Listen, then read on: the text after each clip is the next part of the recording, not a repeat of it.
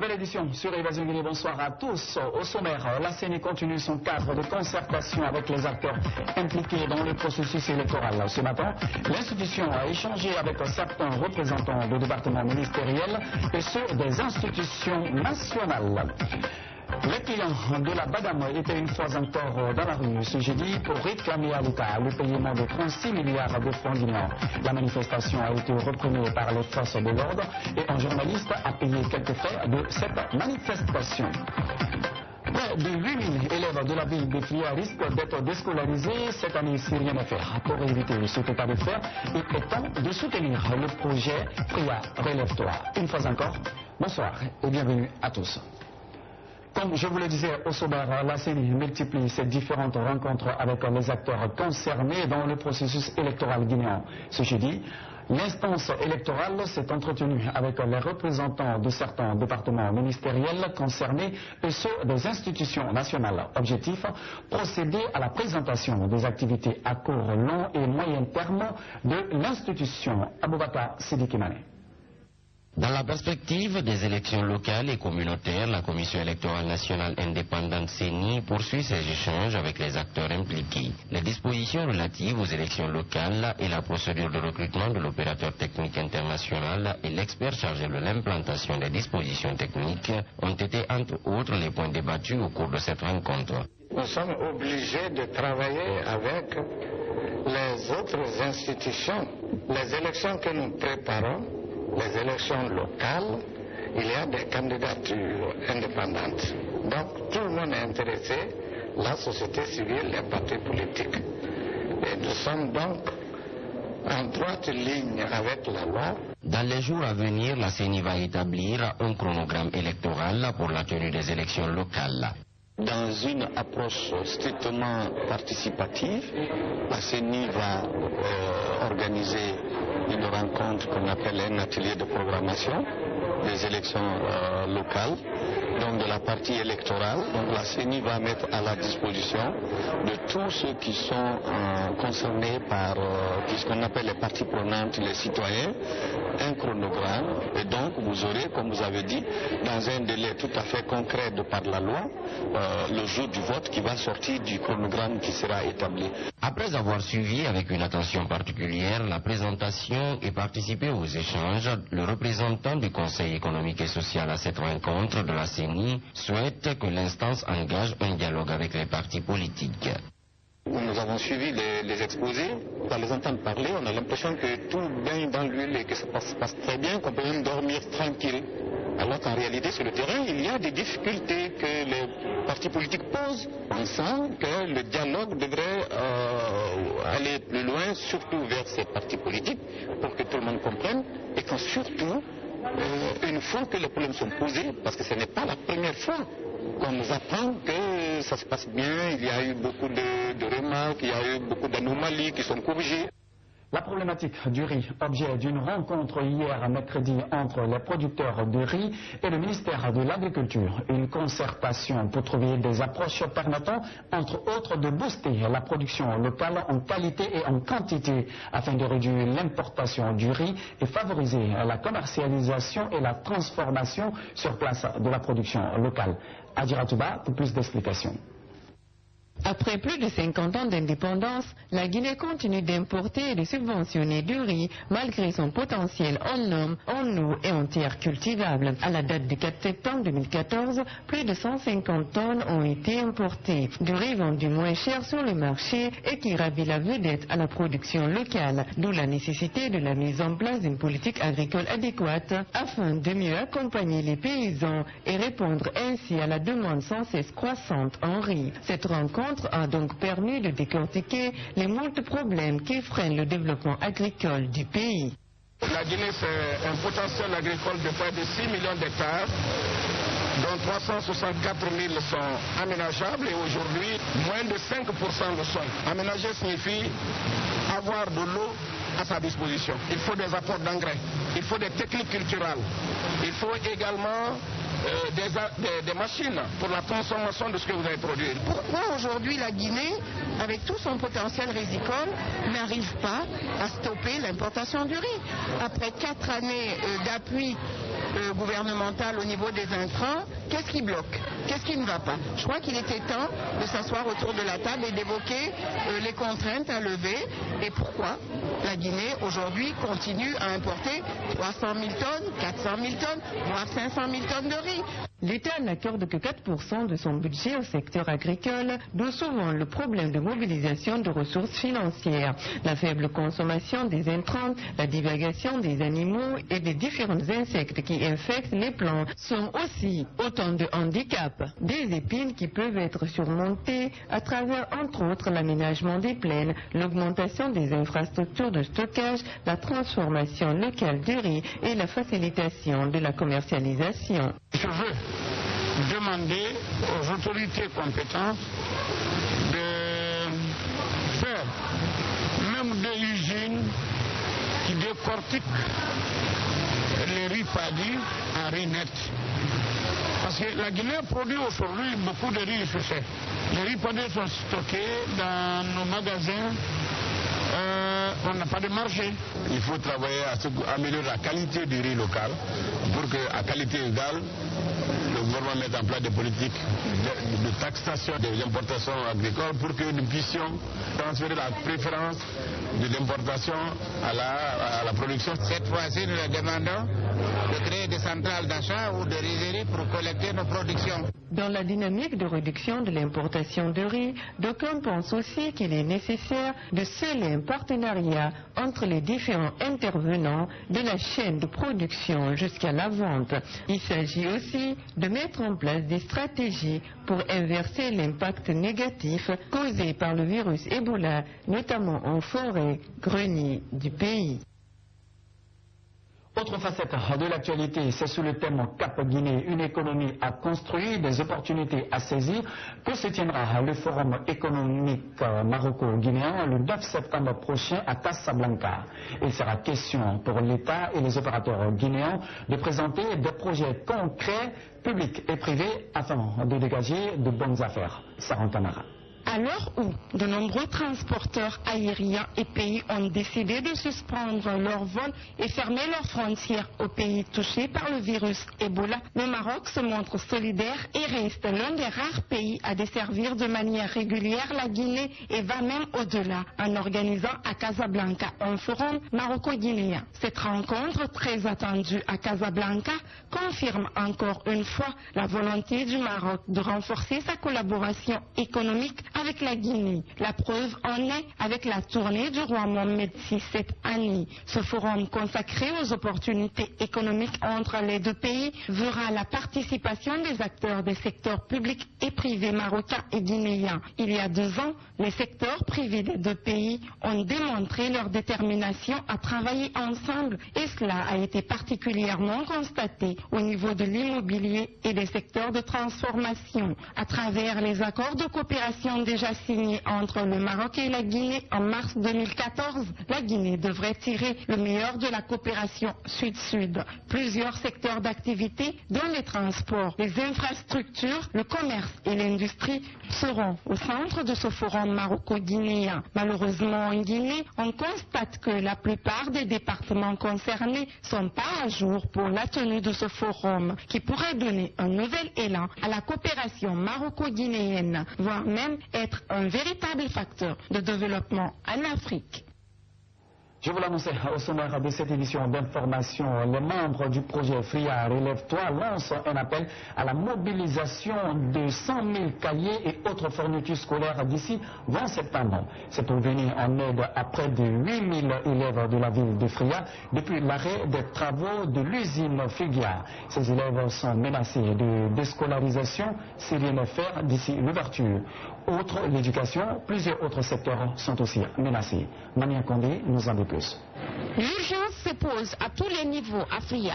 La santé de la population est menacée, faute de moyens ou encore de médicaments dans les hôpitaux. Dans des familles, ce sont des employés désespérés qui meurent tous les jours. Et cela à cause de l'arrêt de la société russale où chaque famille avait au moins un pilier qui y travaillait. L'urgence aujourd'hui à FRIA, ce sont encore les élèves. Près de 8 000 d'entre eux sont menacés de déscolarisation si rien n'est fait d'ici l'ouverture. C'est d'ailleurs le cheval de bataille des membres du projet FRIA Relève-toi. il lance un appel à tout le monde pour la mobilisation de 100 000 cahiers et des fournitures scolaires d'ici le 20 septembre. Maintenant là, on fait ce projet parce qu'il est imminent. Il faut une solution curative maintenant là, sinon les femmes ne vont pas bien accoucher à l'hôpital, les enfants n'iront pas à l'école et Fria va se mourir. Les gens ont tendance à oublier qu'il y a une ville qui se meurt. Depuis un moment, on n'en parle plus, Fria n'est plus dans l'actualité. Et on s'est dit que si on ne venait pas en aide pour remettre cet état-là dans l'actualité, c'est des fils de la Guinée qui sont en train de mourir. Il faut savoir que les statistiques prouvent que depuis 2 ans, il y a près de 70 travailleurs de Fria qui sont déjà morts. La Guinée a perdu face à Rusal dans le jugement qui les opposait suite à l'arrêt des travaux de la société d'alumine Frigia. La nouvelle choque à plus d'un titre les habitants de la localité. En attendant que des solutions diplomatiques ne soient trouvées, les enfants de Fria, à travers le projet Fria Relève-toi, comptent mettre les pieds sur le levier. L'heure n'est plus à la diplomatie. D'aucuns peuvent croire qu'il faut avoir une stratégie pour aboutir à la solution pour Fria. Mais nous, on ne peut plus. Parce que nous, à Fria, nous avons nos mères, à Fria, nous avons nos sœurs qui ne peuvent plus avoir de médicaments quand elles vont à l'hôpital pour y accoucher. À Fria, nous avons nos petits frères qui ne vont plus à l'école parce que les parents n'ont plus de moyens. La solution pour nous, c'est que tous les enfants de Fria se lèvent pour qu'on se batte positivement et certainement l'autorité nous trouvera en route. Que d'urgence se pose à ce jour à Fria? Santé, éducation, emploi, économie, bref, tous les secteurs. SOS donc pour les habitants de la localité. Les clients de la Badam étaient encore dans la rue ce jeudi. Ils ont tenté sans succès de rencontrer le président de la République.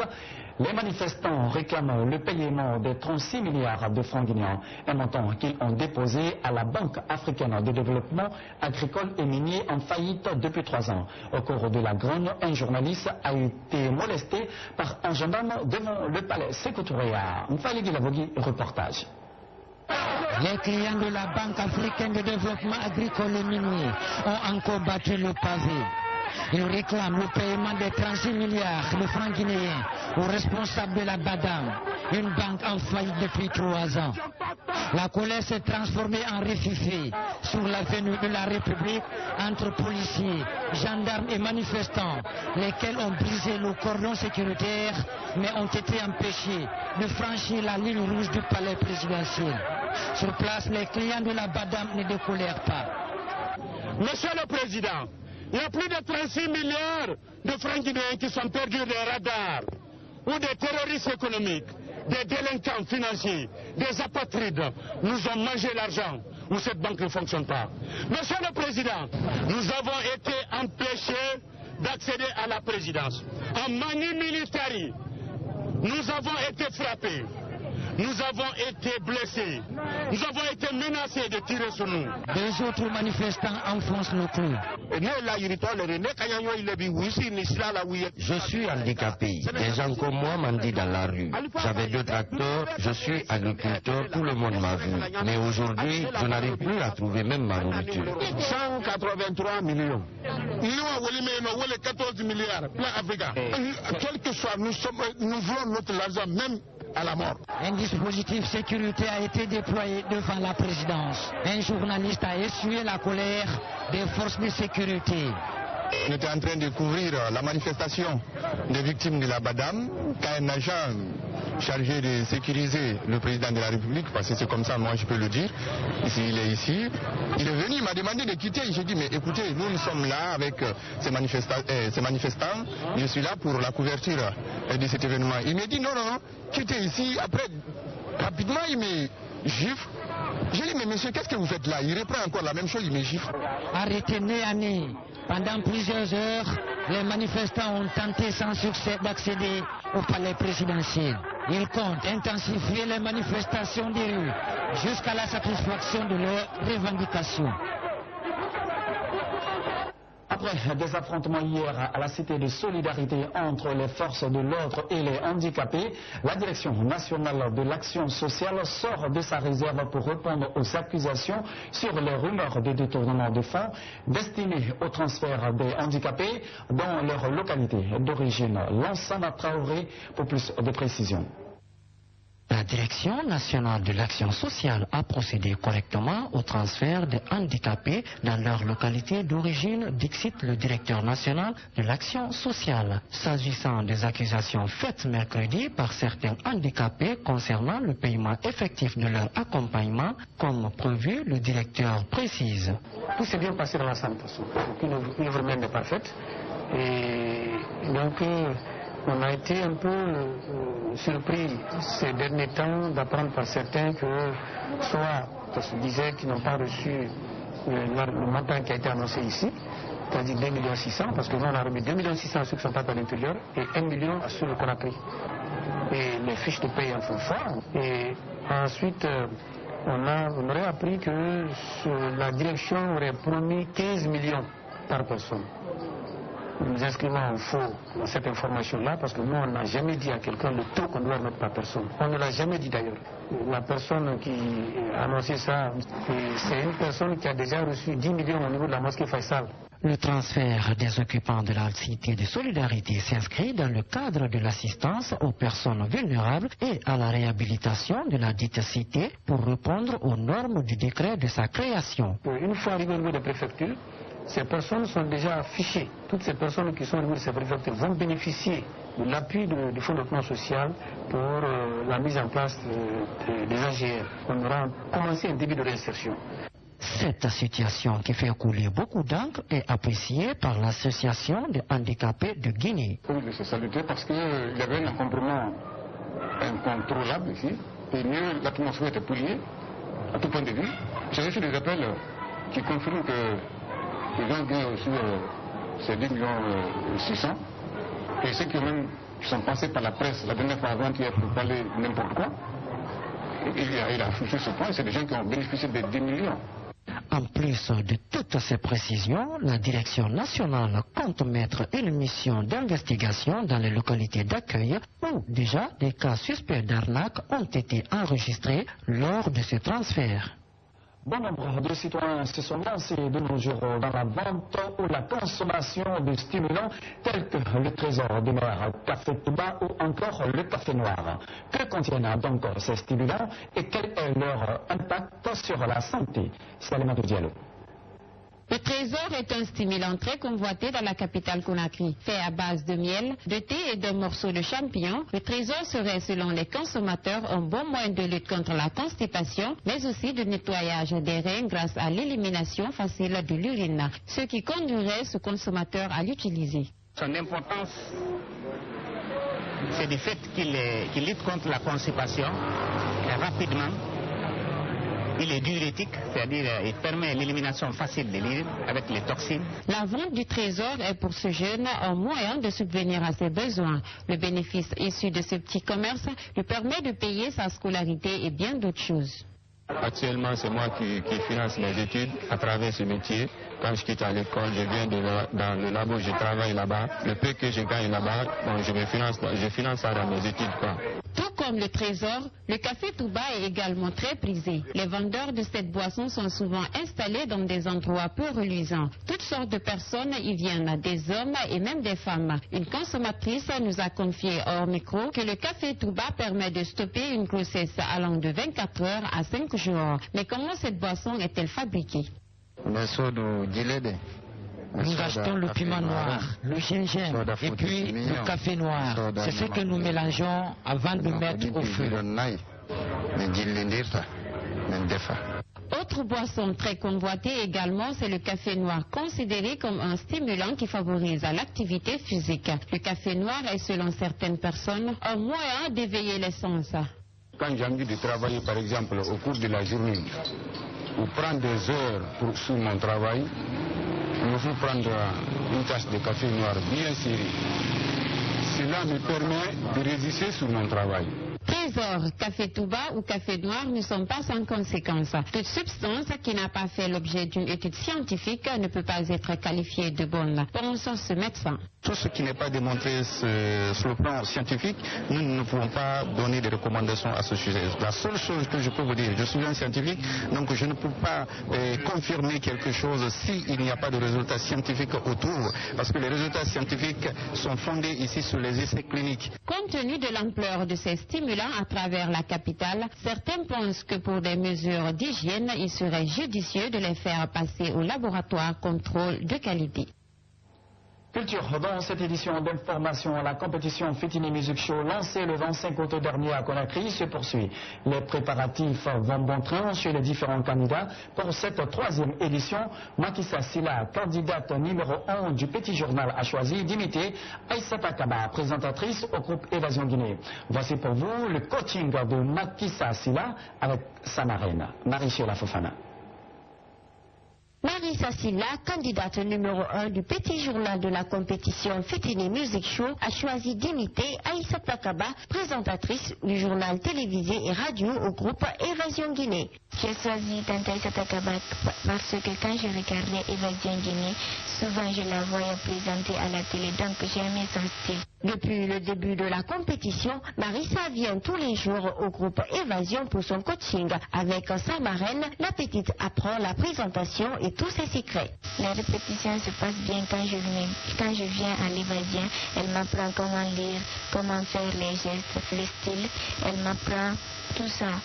Elle ne force pas, elle m'apprend doucement, pas à pas. Les préparatifs se passent très bien. Chaque matin, elle vient à Évasion pour s'exercer avec moi, parce qu'il faut que je l'initie. Je lui montre des postures, comment se tenir devant la caméra, comment il faut faire, comment s'habiller, comment lire et tout, les petits détails. Souvent, quand je suis à la présentation, elle vient et me suit et puis elle s'adapte. Au cours de la deuxième manche du concours, la filleule d'Aïssata Kaba a été classée première pour ses performances. Je pense que Marissa se comporte bien. Elle se comporte bien parce que déjà les résultats pour la deuxième manche, je crois qu'elle était première. Voilà, ça prouve qu'elle est mieux encadrée par Aïssata. Et comme la compétition continue, je lui donne comme conseil de continuer à s'exercer, de continuer à travailler avec Aïssata, parce que c'est pas la deuxième manche qui va faire que on va se dire non, tout est joué. Et je donne un conseil aussi à Aïssata de continuer à coacher, parce que c'est pas encore fini, c'est jusqu'à la finale que on verra si Marissa mérite le prix du Petit Journal. Marissa et sa marraine continuent les préparatifs pour la troisième manche qui doit se tenir lundi 8 septembre au Palais du Peuple. Pour voter pour la protégée du groupe Évasion, c'est simple, envoyez Journal 1 au 8035 uniquement sur le réseau Orange. Sur le continent, comment lutter contre le groupe islamique de Boko Haram, c'est l'une des préoccupations du gouvernement nigérien. La secte menace de s'emparer du nord du pays dans les jours à venir. Boko Haram ne recule pas et affronte l'armée nigériane. Suivez. Le Nigeria et ses voisins ont appelé la communauté internationale à les aider à tarir l'approvisionnement en armes et en argent du groupe islamiste Boko Haram, qui menace de s'emparer du nord-est du pays après une série d'attaques fulgurantes ces dernières semaines. It underscored the need to effectively address the sources of funding for and the supply of weapons to Boko Haram. It called for greater cooperation of the international community to assist in tracking these sources with a view to putting an end to these practices and all forms of illegal transfer of arms and ammunition. Après des années d'action de guérilla et d'attentats, Boko Haram affronte désormais de manière conventionnelle l'armée nigériane dans des batailles rangées. Au cours d'une réunion qui s'est tenue mercredi à Abuja et consacrée à la lutte contre Boko Haram, plusieurs pays voisins du Nigeria, les Nations Unies et certaines puissances occidentales ont lancé un appel au renforcement de la coopération régionale afin de combattre le groupe islamiste. It called for demonstrable and strict enforcement of relevant United Nations and other international sanctions against terrorist groups, especially Boko Haram. Les pays participants ont également plaidé pour la lutte contre le financement du groupe terroriste Boko Haram et le trafic d'armes. La question des jeunes filles de Chibok enlevées a été également abordée au cours de cette rencontre. The participants noted with regret that in spite of efforts from Nigeria and international partners, the Chibok girls were still in captivity. They reiterated the need to mobilize support to end their captivity. In this connection, they also called for support to end sexual violence and called on all countries to criminalize it. Le Nigeria est sur le point de perdre le contrôle de l'État de Borno, y compris sa capitale Maiduguri, ce qui permettrait à Boko Haram de réaliser son ambition d'établir un califat dans le nord-est du Nigeria. Faut-il parler du mot ou s'agit-il vraiment d'une vengeance occulte? Occulte au premier sens du terme. En Italie, le vice-président du Sénat élu de la très xénophobe Ligue du Nord fait encore parler de lui. C'est lui qui avait comparé Cécile Ngué, ancienne ministre d'origine congolaise, à un Marahouton, un singe de l'Afrique. Aujourd'hui, ce vice-président du Sénat accuse donc le père de cette dernière de l'avoir marabouté. Suivez. C'est présenté comme une enquête exclusive de OG, hebdomadaire spécialisé dans les scandales, les célébrités et les photos de paparazzi. À prendre avec des pincettes, sa dernière enquête autour de l'Afrique. Nous sommes à Kiyengue, au Katanga, en République démocratique du Congo. Et selon les journalistes de l'hebdomadaire, c'est une cérémonie d'ensorcellement à laquelle nous assistons. La cible est sur la photo. Roberto Calderoli, vice-président du Sénat italien. En bleu qui danse, Clément Kiyengue, chef de village et papa à la ville de Cécile. L'expérience de ministre de l'intégration en Italie de cette femme d'origine africaine et de gauche avait suscité il y a un an une campagne d'un racisme inouï. Et le fameux Roberto Calderoli avait frappé le plus fort. Elle devrait être ministre au Congo, pas en Italie. Maintenant, quand je cherche une ressemblance, je ne dis pas que c'est ça, mais on dirait un orang-outan. Il n'y a rien à faire. Résultat, le papa de la ministre invoquerait sur ces images la colère des ancêtres. Et Oji va plus loin. Le journal est parvenu à faire confirmer la chose par l'intéressé. J'ai été marabouté, déclare Roberto Calderoli. En 6 mois, j'ai perdu ma mère. J'ai été hospitalisé 6 fois. Et avec cette macumba, j'ai même trouvé, dans le nord de l'Italie chez moi, un serpent de 2 mètres de long. Stop, implore l'homme politique. Cécile Kiyengue, elle, reste plus mesurée. S'il en est aussi convaincu, moi je dis désolé pour tous les ennuis qu'il a eus, mais que ce soit associé à la macumba, on dirait un film de Toto, un film comique. Et elle rajoute, si Roberto Calderoli veut vraiment en avoir le cœur net, qu'il aille en Afrique participer à une macumba, mais ça a priori, il n'a pas prévu de le faire. Dernier élément de cette édition d'information, des experts se sont réunis à Genève ce jeudi pour faire le point sur un traitement qui existe contre le virus Ebola. Cette maladie qui ne cesse de s'étendre en Afrique de l'Ouest menace près de 20 000 personnes. Une rencontre convoquée par l'Organisation mondiale de la santé. Suivez. Quelques 200 experts se réunissent jeudi et vendredi à Genève pour faire le point sur les traitements expérimentaux qui existent contre le virus Ebola. La maladie ne cesse de s'étendre en Afrique de l'Ouest et menace plus de 20 000 personnes selon l'OMS. Les experts réunis à huis clos dans un hôtel près de l'aéroport de Genève doivent analyser les possibilités de production et d'utilisation de ces traitements expérimentaux, a indiqué l'OMS qui a convoqué la réunion.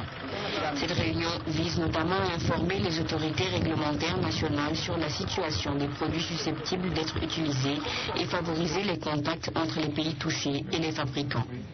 Une conférence de presse sur les résultats de cette réunion est prévue au terme des travaux vendredi en fin d'après-midi.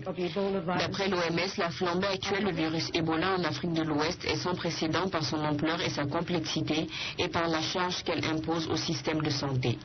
Dans son dernier décompte annoncé mercredi, la directrice générale de l'OMS, Margaret Chan, faisait ainsi état de plus de 1900 morts sur 3500 cas. La semaine dernière, l'OMS recensait 1552 morts sur 3069 cas.